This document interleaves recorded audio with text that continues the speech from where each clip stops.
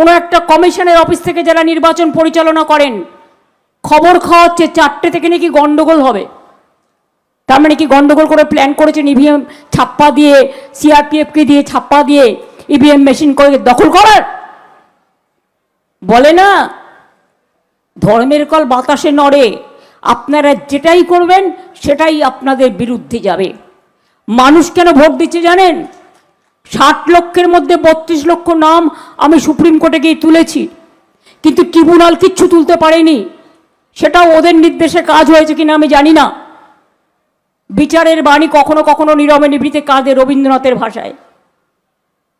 তাও আমি বলি, আজকে মানুষ জানে এটা, এই লড়াইটা হচ্ছে ওদের অধিকার রক্ষার লড়াই। তৃণমূলকে ভোটটা না দিলে তার আমও যাবে, ছালাও যাবে, তার অধিকার যাবে, তার সম্পত্তি যাবে, তার ঠিকানা যাবে, তার বিজনেস যাবে।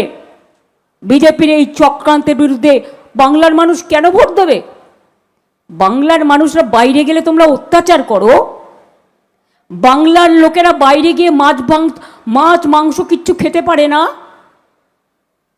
বাংলা জ্বলছে তুমি বলছো। আচ্ছা, আপনাদের এখানে কোনো গন্ডগোল হয়েছে? আপনারা যারা বিজনেস করেন কোনো প্রবলেম হয়েছে? স্থানীয় লোকেরা বলুন।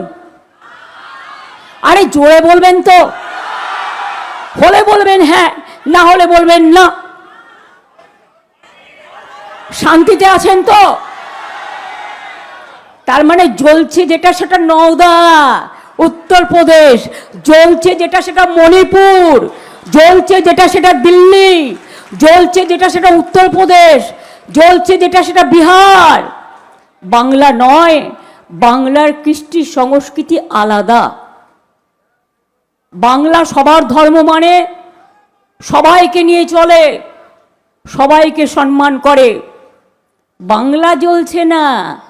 ভোট দেখে 4 তারিখে বুঝবেন। ভোটের বাক্স খুলবে আর দেখবেন বিজেপি জ্বলছে আর লুচির মতো ফুলছে, জ্বলছে আর লুচির মতো ফুলছে। তখন বুঝবেন দেখ কেমন লাগে। এত ভোট কাটার পরেও এত পার্সেন্টেজ ভোট কেন পড়েছে জানেন?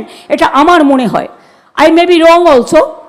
তার কারণ হচ্ছে মানুষ জানে এই ভোটটা তাদের অধিকার রক্ষার লড়াই। কারণ এরপরে এনআরসি করবার প্ল্যান করবে, ডিলিমিটেশন করবে, কোনো বিল নিয়ে এসেছিল। মহিলা বিল পাস হয়ে গেছে 23 সালের 25শে সেপ্টেম্বর। আমরা সবাই ভোট দিয়েছিলাম এবং বিল হয়ে গেছিল, 450-এর বেশি ভোট পড়েছিল। তো আজকে 23 সাল থেকে 26 সাল নোটিফিকেশন করলেন না কেন? আসলে কি প্ল্যানটা কি?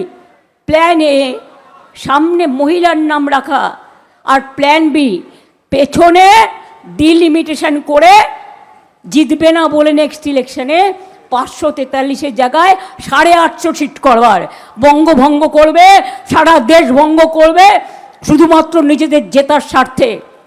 ওই যে বললাম না, ঠাকুর ঘরে কে?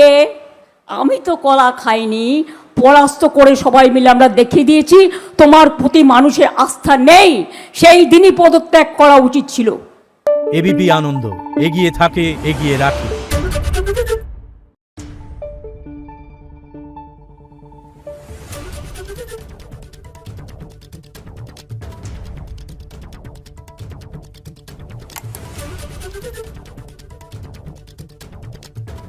Thank you.